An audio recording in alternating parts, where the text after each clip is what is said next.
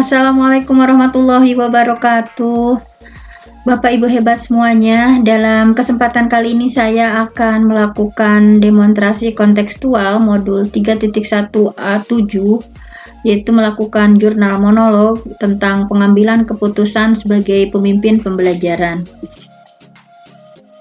Nah, dimulai dari pertanyaan untuk diri saya sendiri, bagaimana saya akan mentransfer dan menerapkan pengetahuan yang sudah saya dapatkan di program guru penggerak di sini untuk sekolah saya dan lingkungan asal saya. Yang pertama adalah saya akan menerapkan dulu pada diri sendiri. Jadi pengetahuan yang sudah saya dapatkan dari program guru penggerak tentunya ibda binafsik, dimulai dari diri sendiri. Saya mempraktekkan sehingga akan diketahui kelebihannya, kekurangannya seperti apa. Setelah saya meyakini dan melakukan praktik baik untuk diri saya sendiri, kemudian saya akan berani untuk berbagi dengan rekan sejawat saya yang terdekat dulu. Misalkan yang satu mata pelajaran atau yang satu rumpun. Setelah saya berbagi dengan rekan sejawat, kemudian saya akan berbagi dengan komunitas praktisi di sekolah yang sudah terbentuk. Di sana ada lintas mata pelajaran, ada beberapa dari sekolah terdekat, misalkan yang tergabung dalam komunitas praktisi. Saya akan berbagi praktik baik yang sudah saya lakukan. Kemudian selanjutnya adalah lebih luas lagi, saya akan melakukan diseminasi di MGMP kabupaten, misalkan berkolaborasi dengan kepala sekolah, dengan pengawas sekolah. Nah, di sana ada MGMP, kebetulan saya MGMP PAI yang meliputi 42 kecamatan yang tergabung di sana. Dan saya akan melakukan diseminasi. Kemudian selanjutnya lagi, setelah yang satu mata pelajaran ya dalam MGMP yang saya termasuk bagian pengurus di dalamnya, selanjutnya saya akan berbagi praktik baik ini dengan komunitas eksternal, seperti misalkan yang lebih luas lagi seperti PGRI. Kemudian saya pun sudah merintis punya komunitas namanya Research Teacher Community atau lebih disingkat dengan RTC.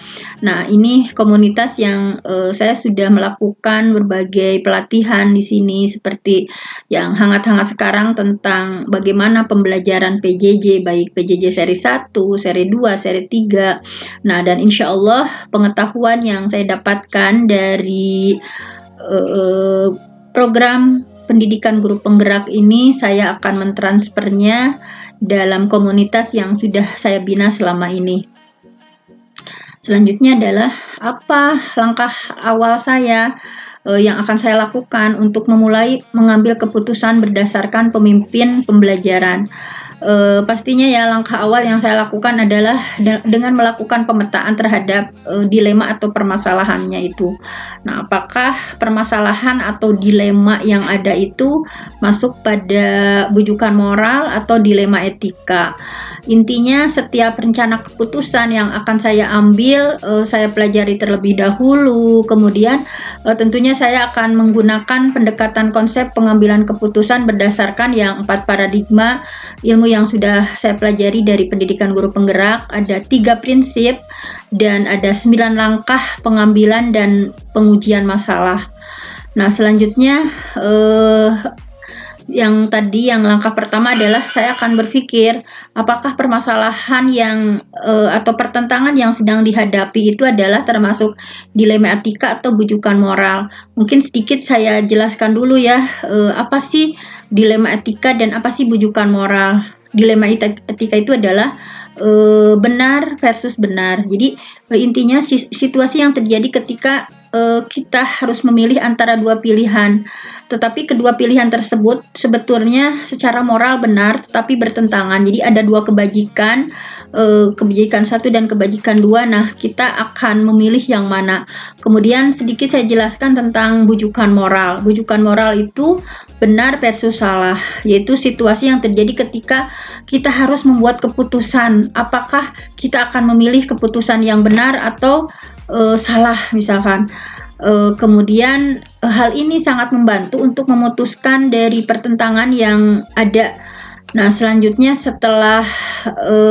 langkah selanjutnya adalah dilihat dari 4 paradigma. 4 paradigma di sini, apakah permasalahan atau dilema yang kita sedang analisis itu termasuk pada individu lawan masyarakat atau kepentingan individu atau melawan kepentingan masyarakat. Jadi apa yang akan kita pilih nih? Apakah kita akan memilih untuk kepentingan individu atau untuk kepentingan masyarakat? Kemudian dilema atau permasalahan yang kita sedang analisis itu apakah rasa keadilan lawan rasa kasihan?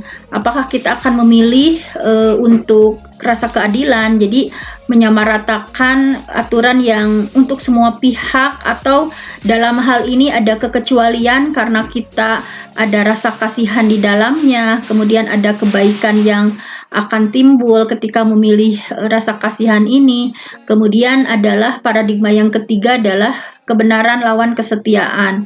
Nah, apakah yang akan kita pilih ini kebenaran atau kejujuran, atau karena kita setia atau sudah berkomitmen sebelumnya? Misalkan yang kita pilih dari dilema itu, ketika kita memilih sesuatu yang memang jujur, yang seharusnya seperti itu, tetapi dalam sisi lain kita sudah berkomitmen kepada kelompok, kita sudah berkomitmen kepada seseorang itu, dan kita harus bertanggung jawab atas komitmen yang sudah kita buat.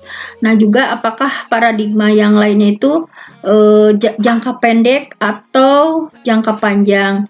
Nah, apakah yang akan kita putuskan itu baik untuk jangka pendek saat ini, atau yang akan kita putuskan itu baiknya untuk jangka panjang nanti misalkan.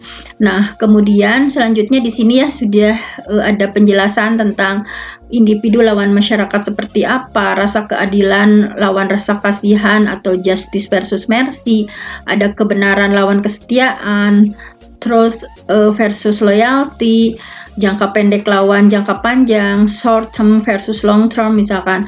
Nah, jadi kenapa sih sangat penting untuk mempertimbangkan keputusan yang mana akan kita ambil dengan mempertimbangkan tentunya hal-hal yang lebih banyak maslahat dan manfaatnya di sana.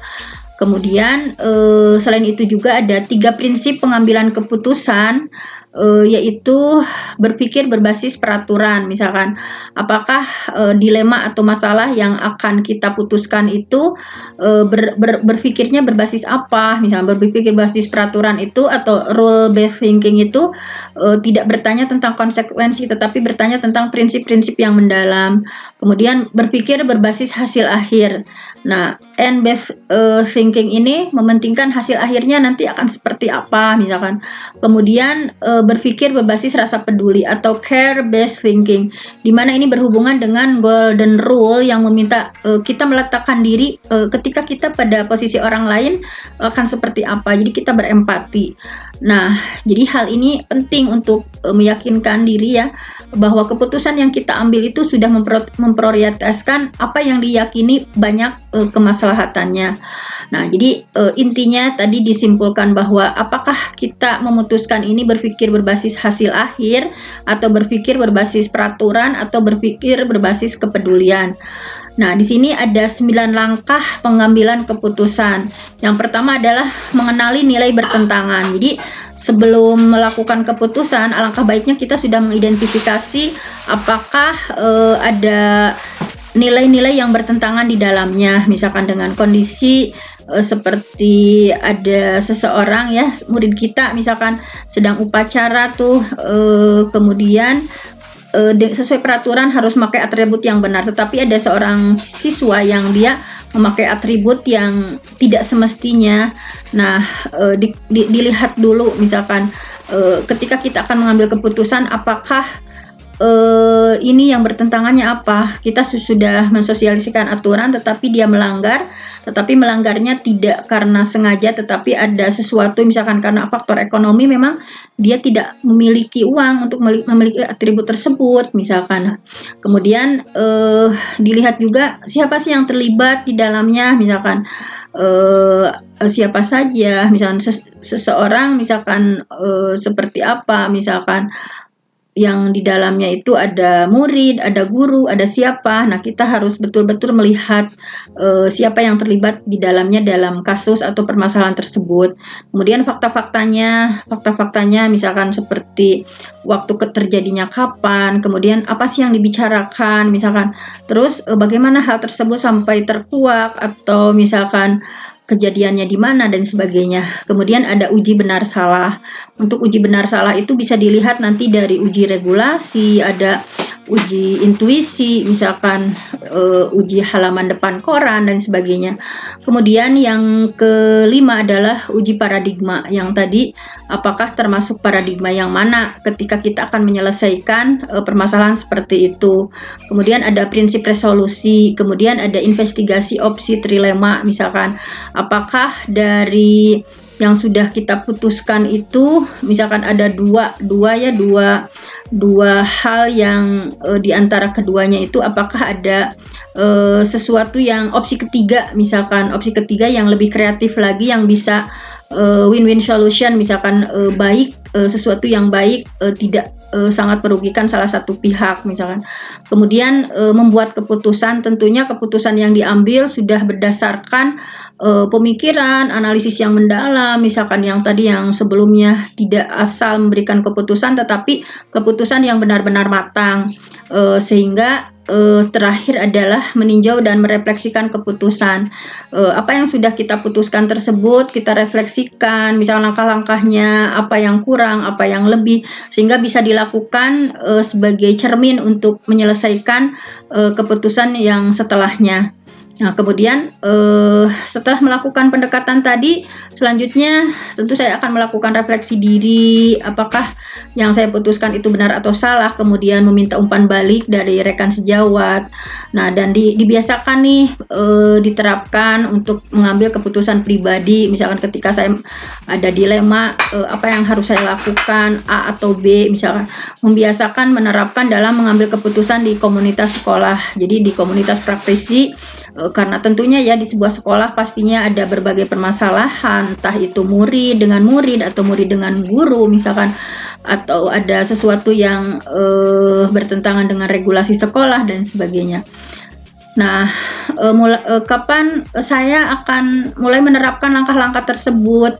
Nah, saya akan menerapkan pengambilan keputusan pada hari Senin 12 April 2021. Intinya rencana ketika ada tentunya permasalahan siswa misalkan atau rekan sejawat kita mengalami kesulitan, kemudian ada permasalahan pribadi kita juga, kemudian ada permasalahan sekolah. Nah, insya Allah akan secepatnya menerapkan pengambilan keputusan. Nah, kemudian siapa sih yang akan menjadi pendamping saya dalam menjalankan pengambilan keputusan sebagai pemimpin pembelajaran? Seseorang yang akan menjadi teman diskusi saya untuk menentukan apakah langkah-langkah yang saya ambil itu sudah tepat atau sudah efektif atau belum. Nah, dalam hal ini saya akan menjadikan pendamping saya adalah kepala sekolah saya sendiri ya sebagai partner dan mentor saya, yaitu Bapak Yusef Rahmat MMPD. Tentunya beliau akan memberikan banyak masukan, juga guru senior saya yaitu Ibu Dini Diana Dida MPD, juga pengajar praktik ya teman saya, pengajar praktik pendidikan guru penggerak yaitu Bulia dan rekan sesama CGP. Jadi saya akan menjadikan mereka itu misalkan apakah langkah-langkah yang saya ambil sudah tepat. Saya akan meminta umpan balik misalkan dari apa yang sudah saya putuskan itu langkah-langkahnya sudah tepat atau sudah efektif atau belum. Nah, efektivitas pengembalian keputusan akan saya ukur dengan apa? Misalkan dengan melihat dampak dari keputusan yang diambil. Jika berdampak positif, kasus dapat diselesaikan dengan baik dan semua pihak yang terlibat dapat menerima dengan legowo, artinya keputusan yang diambil merupakan keputusan yang baik dan dapat dipertanggungjawabkan. Mungkin hanya itu saja demonstrasi kontekstual yang merupakan monolog saya. Jadi apa yang akan saya lakukan dengan tentang bagaimana pengambilan keputusan sebagai pemimpin pembelajaran. Mudah-mudahan ada manfaatnya dan mudah-mudahan kita sebagai guru tidak melakukan keputusan yang sembrono, yang tanpa analisa, yang tanpa pemikiran yang mendalam, tetapi betul-betul memberikan keputusan yang benar-benar bisa dipertanggungjawabkan. Wassalamualaikum warahmatullahi wabarakatuh. Salam guru penggerak merdeka.